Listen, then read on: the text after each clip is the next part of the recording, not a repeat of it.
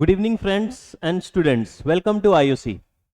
आज मैं आपके लिए करंट अफेयर के टॉपिक लेके आया हूं क्योंकि yesterday SSC has announced it's calendar and same time railway has also announced it's 7th phase remaining examination. तो उसके लिए आपको पता है ये करंट अफेयर एक बहुत ज़्यादा इंपॉर्टेंट वेटेज रखता है और ये बहुत ही ज़्यादा ज़रूरी है। तो इसके लिए मैं आपके लिए कुछ बहुत इंपॉर्टेंट क्वेश्चन लेके आया हूँ। इसको आप अच्छे से देख लो, समझ लो, ताकि एग्जाम में अब यहां से क्वेश्चन आए, so you don't miss it. Right, let's start. First news, black carbon link to premature mortality. Black carbon क्या है? ब्लैक कार्बन एक्चुअली में फाइन पार्टिकुलेट होते हैं। और ये ब्लैक कार्बन कैसे होता है? ब्लैक कार्बन होता है जब इनकम्प्लीट कंबशन होता है। What is incomplete combustion? Incomplete combustion is when enough oxygen is not provided to hydrocarbons, then black carbon gets formed. अब ये ब्लैक कार्बन की स्टडी के लिए फंड किसने दिया था? Fund was provided by department of science and technology, DST.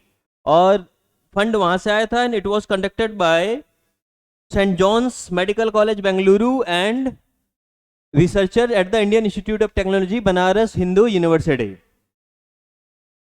इनके research से ये पता लगा कि ये बहुत ज्यादा कंट्रीब्यूट कर रही है प्री मैच्योर डेथ में, और इनकी एक ब्लैंकेट का फॉर्मेशन होता जा रहा है इंगो गैंगेटिक प्लेन में। ठीक है, the Indo Gangetic plain is expose to black carbon with serious implication on regional climate and human health. ये धीरे धीरे क्या होता है, ये सॉइल में भी आ जाता है और हवा में एरोसोल फॉर्मेशन के साथ आपके सांस के अंदर तो जाता ही जाता है। It badly damage your lungs.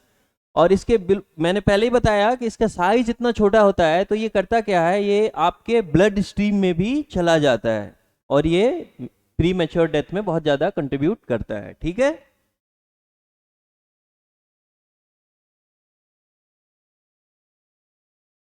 Next, Marmara सी। ठीक है, ये मरमारा सी कहाँ है? ये टर्की में है। अब इसे एक नई प्रॉब्लम फेस कर रहा है। ये नई प्रॉब्लम क्या है? Sea snot. ये सी स्नॉट क्या होते हैं? Sea snot, it is causing a serious environmental concern. It was first reported in Turkey in 2007।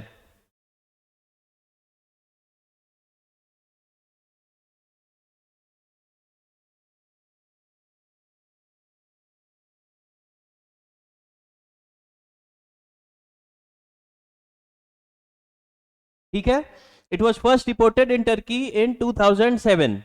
ये होता क्या है? When algae are overloaded with nutrients as a result of water pollution and climate change. ये water pollution आपको पता इतना ज्यादा हो रहा है, आपने देखा होगा, ये आपके जो सेवर का पानी होता है ये डायरेक्टली आप पंप कर देते हो रिवर में।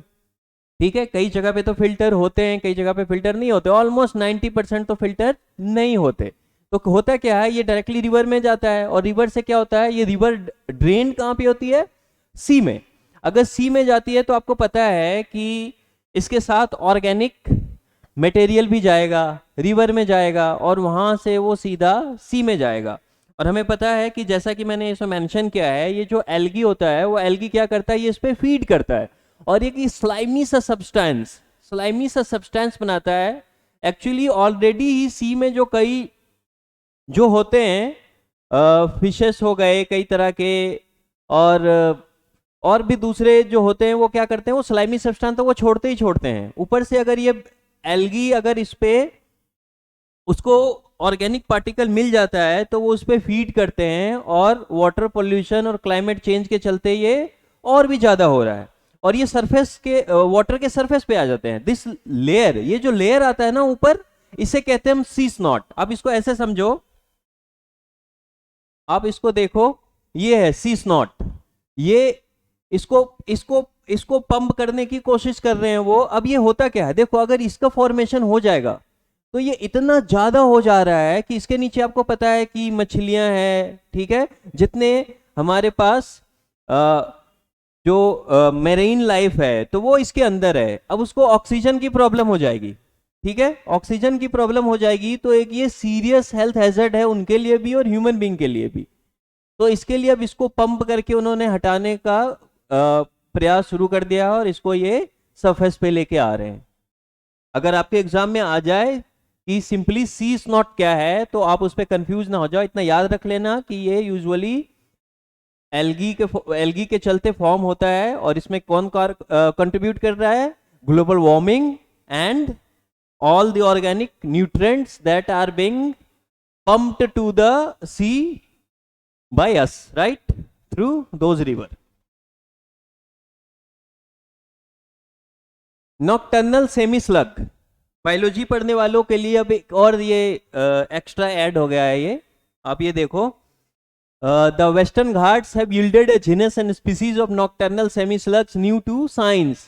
इसमें एक वर्ड है ये नॉकटर्नल, राइट? नॉकटर्नल, नॉकटर्नल क्या है? आपने देखा होगा या सुना होगा उल्लू, ठीक है? ये यूजुअली कब एक्टिव होता है? ये रात को एक्टिव हो जाता है, बहुत ज्यादा एक्टिव हो जाता है। तो ऐसे एनिमल्स, राइट, ऐसे जीव जो रात को एक्टिव होते हैं, अपना खाना होना, ढूंढना उड़ना सब कुछ ये रात को करते हैं अंधेरे में, क्योंकि इन्हें लाइट से थोड़ी प्रॉब्लम होती है।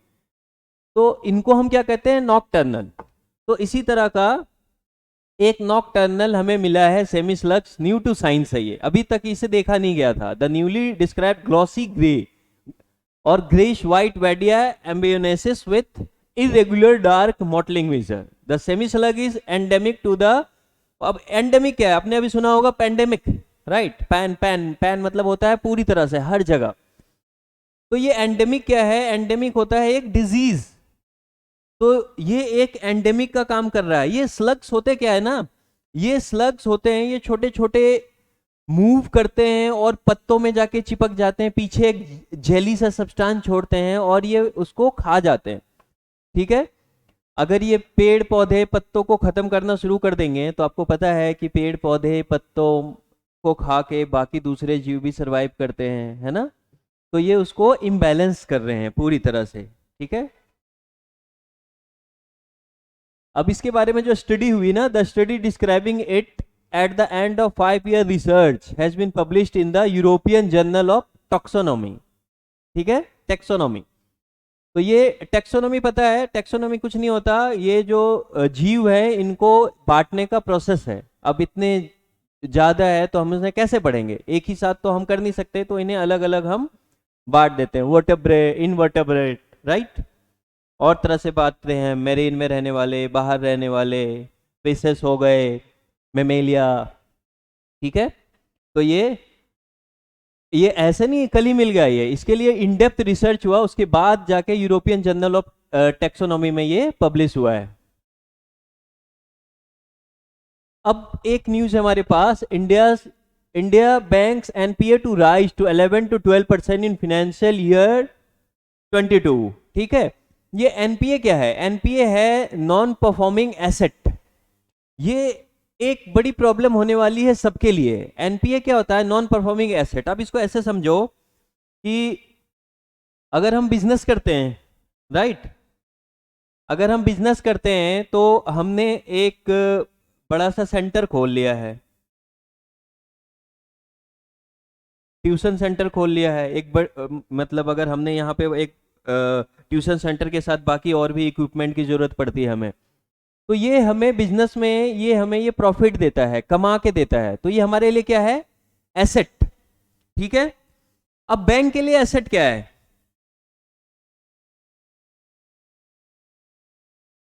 बैंक के लिए एसेट क्या है? बैंक कैसे काम करता है? आप देखोगे कि आप बैंक में जाते हो, पैसे जमा करते हो, तो वो पैसों का होता क्या है? वो वही पैसे किसी दूसरे को देते हैं। आपको वो 4% देते हैं वहाँ पैसे रखने के लिए, किसी दूसरे को वो कोई कस्टमर आता है वहाँ से लोन लेता है अपने बिजनेस के लिए। अलग अलग तरह के लोन होते हैं, home loan, car loan, right? You must be getting message every day. तो ये जो लोन है, तो ये लोन के बदले में बैंक को क्या मिलता है? इंटरेस्ट। तो ये जो लोन है ना, ये इसका एसेट है। ये पैसे जो है जो आपको दिया, ये एसेट है, बैंक को वो कमा के दे रहा है, ठीक है? तो हमें पता है कि due to this pandemic business are not running smoothly. I am talking about the smoothly, it has been completely stopped. अगर ये पूरी तरह से स्टॉप हो गया है तो फिर ये लोग पैसे कहां से देंगे, है ना? इंटरेस्ट भी देना लोगों के लिए बिल्कुल मुश्किल है। अगर वो फाइनली नहीं दे पाएंगे तो वो क्या हो जाएगा, एनपीए में। आपने बहुत सुना होगा विजय माल्या, नीरव मोदी, ये सब न्यूज आपने देखे होंगे, ठीक है। वो सारे पैसे एनपीए में चले गए, जो पैसे उन्होंने नहीं लौटाए, राइट। ये होता है एनपीए। और ये 2% भी बहुत ज्यादा होता है, 2%, 1% भी बहुत ज्यादा होता है। अब ये एलिवेटेड 11 to 12%। अभी चाइना के बारे में जब पब्लिश हुआ था, जहां से हमें पता ही है कि चाइना से ये पेंडेमिक शुरू हुआ था, चाइना का एनपीए 2% राइज होने वाला है, राइट।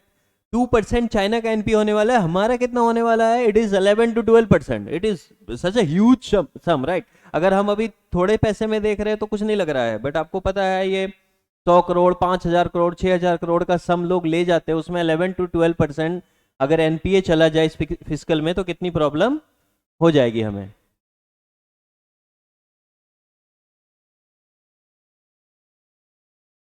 अब ये the global rating agency expects the return on average asset to remain at 0.7% in physical 2020 similar to last year. ये ग्लोबल एजेंसी कह रही है, ये एक जगह की बात नहीं है, ये हर जगह ये प्रॉब्लम हो रही है। कहीं पे ज्यादा है, कहीं पे कम है। तो 0.5% एसेट का वो एनपीए में जाने वाला है, राइट। अब यहाँ पे है, अब ये एनपीए समझो, एनपीए हम कब कर देते हैं, ठीक है। अगर मैंने आपको पैसे दिए तो हो जाता है कई बार, अगर आपको किसी महीने में प्रॉब्लम है, आप इंटरेस्ट नहीं भर पाते हो, ईएमआई नहीं दे पाते हो, बैंक से आप जितना भी पैसा लेते हो ना, वो आप उसको क्या करता है, सिंपली ईएमआई में कन्वर्ट कर देता है। उसमें वो आपका प्रिंसिपल भी और इंटरेस्ट भी दोनों कैलकुलेट कर लेता है। तो प्रॉब्लम हो जाती है, 1-2 महीने कई लोग पैसे नहीं दे पाते हैं, तो वो क्या हम उसे एनपीए में डाल देंगे? नहीं, ऐसा नहीं होता। अब देखो होता क्या है, in our country the timeline given for classifying the asset as NPA is 180 days as against 45 to 90 days of international norms, है ना। पूरे दुनिया में क्या होता है कि 90 दिन तक अगर नहीं दिया, 45 से 90 दिन तक नहीं दिया, तो वो उसे एनपीए में कंसीडर करते हैं। बट हमने क्या है, हमने अगेंस्ट द इंटरनेशनल नॉर्म हम उसको फॉलो नहीं करते, हमने ज्यादा दिन टाइम दे रखा है ना। जहां पे इंटरनेशनल 90 डेज का है, हमने 180 डेज दे रखा है। 180 डेज क्या है? 6 मंथ। 6 महीने तक पैसे नहीं दे रहा है, 1 महीने नहीं दिया, बैंक वाले फोन करेंगे कि सर पैसे दे दीजिए, लौटा दीजिए, ठीक है, आपका ईएमआई ड्यू है। बार बार कॉल आते होंगे, मैसेज आते हैं, अगले महीने भी नहीं दिया, अगले महीने भी दे दिया। तो इसमें कम से कम 6 महीने का टाइम दे रहे हो आपको। 6 महीने के बाद वो एनपीए में डालना शुरू करते हैं। एनपीए यूजुअली होते तो 4 तरह के हैं, बट मैंने यहाँ 3 मेंशन करा है। 3 मेंशन किस लिए किया है? क्योंकि सबसे पहला जो होता है स्टैंडर्ड एसेट। स्टैंडर्ड एसेट में यूजुअली वो चांस होते हैं उस पे 99% ही वापस वो मिल ही जाते हैं, ठीक है, तो उसको मैं काउंट करता नहीं हूँ। सब स्टैंडर्ड एसेट है।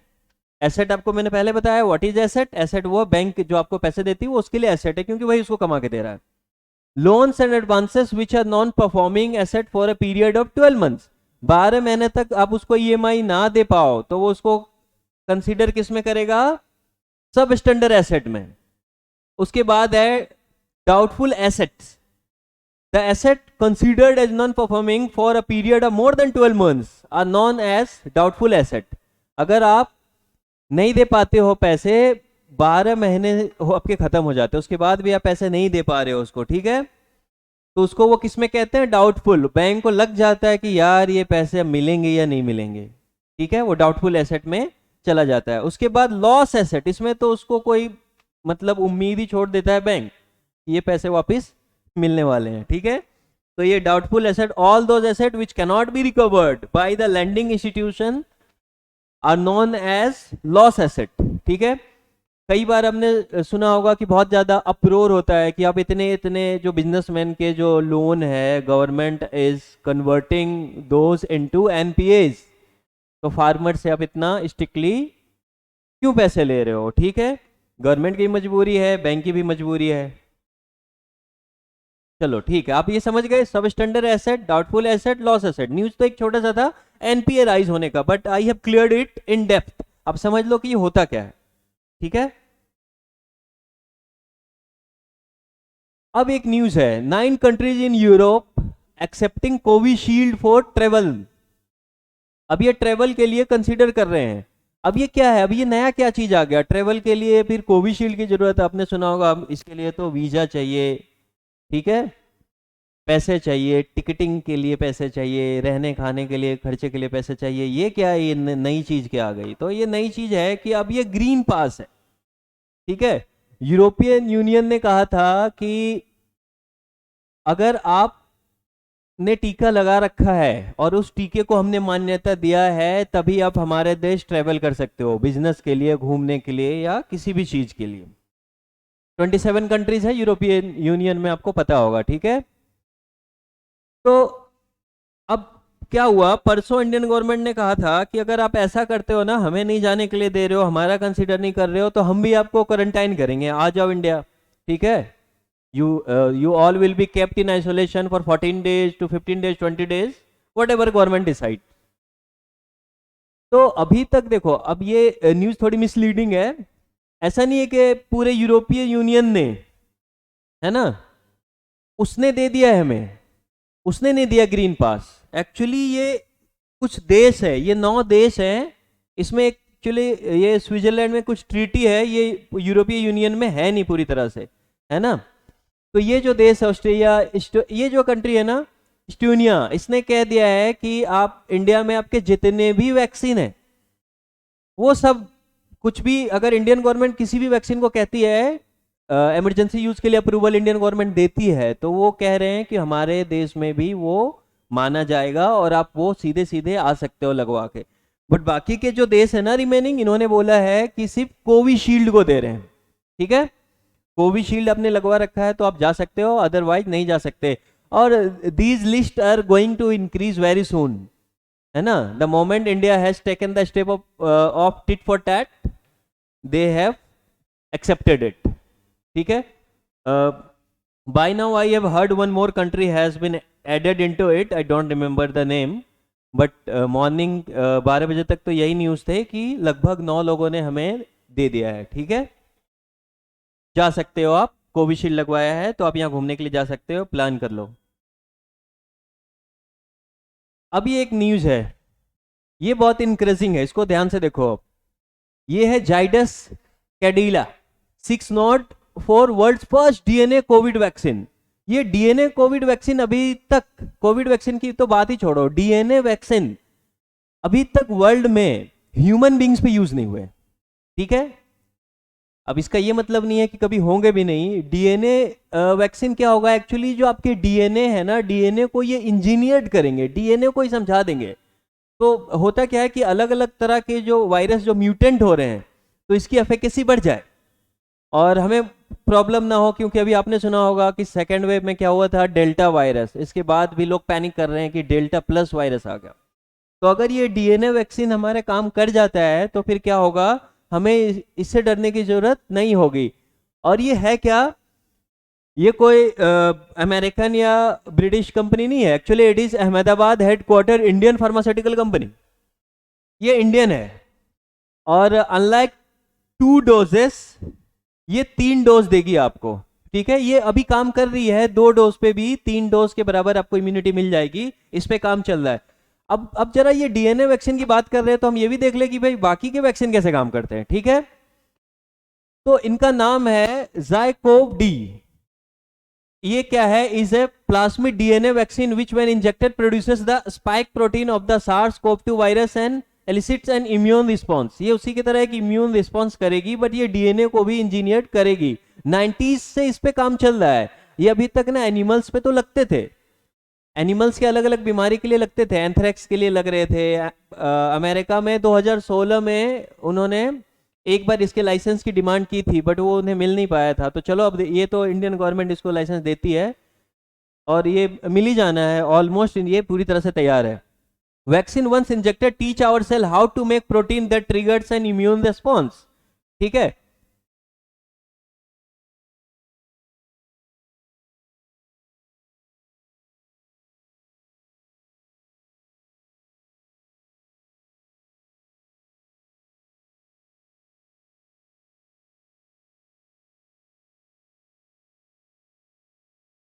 अब ये मैं बताना भूल गया आपको, जो other vaccine manufactured are using, दूसरे वैक्सीन क्या यूज करते थे, एमआरएनए और वायरल वेक्टर टेक्नोलॉजी और रिकॉम्बिनेंट प्रोटीन। ये कौन यूज करता है रिकॉम्बिनेंट प्रोटीन वैक्सीन? ये यूज कर रहे थे कोविशील्ड वाले, ठीक है।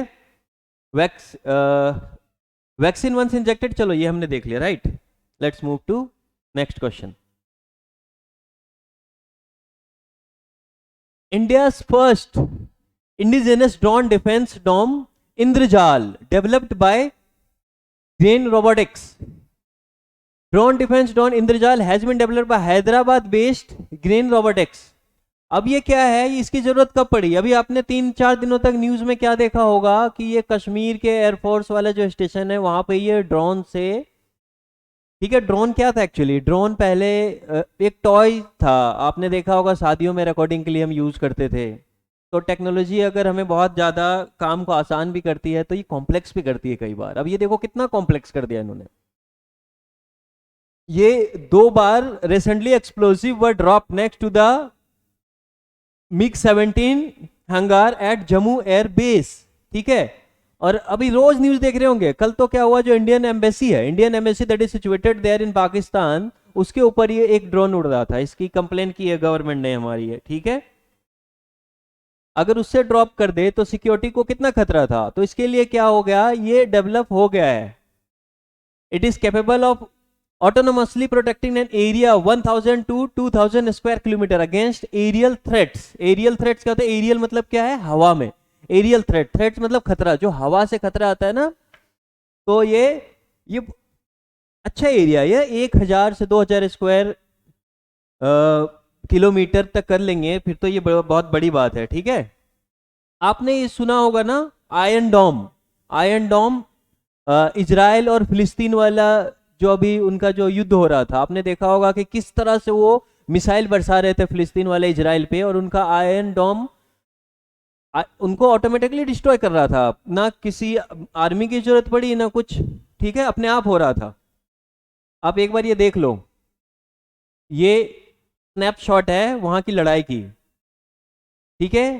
कैसे मिसाइल दागे जा रहे हैं एक ही जगह से लगातार, और किस तरह से ये आयरन डोम निकल के इसको अटैक कर रहा है, ठीक है। लगभग 700 या 800 या 3000 मिसाइल दागे थे, ठीक है, इजराइल की तरफ से। उसमें से 1 या 2 गिरे थे। आप इसकी एफिकेसी देख लो, एफिशिएंसी देखो कितना अच्छा काम कर रही है ये। तो हमें भी इसकी जरूरत है। हम ये तो नहीं, बट हमने अपना बनाया है, हमें अभी ड्रोन को ही उड़ाना है, बट इसकी भी जरूरत पड़ेगी हमें, ठीक है। ये है इमेज, ये इजराइल वाला है, ये इंडिया का नहीं है, वो भी इंडिया का नहीं था, राइट। ये आयरन डोम का इमेज है। ये इस तरह से वो उसको बॉर्डर पे इंस्टॉल करते हैं। ये अपने आप सेंसर से सेंस करके ये अपने आप चलता है और मिसाइल को हवा में काट देता है, किसी भी आदमी की जरूरत नहीं। 700, 800, 3000 मिसाइल पे 1 गिरा था, तो एफिशिएंसी देखो आप इसकी। एक ये रिसेंट न्यूज देखो आप, state bank of India celebrate 66 foundation day. ये न्यूज मैं इसलिए बता रहा हूं कि स्टेट बैंक इंडिया का सबसे बड़ा बैंक है ना, इससे बड़ी बैंक तो अभी है नहीं। स्टेट बैंक जाइंट है ये बैंकिंग सेक्टर में। तो ये अपना 66 फाउंडेशन डे बना रही है।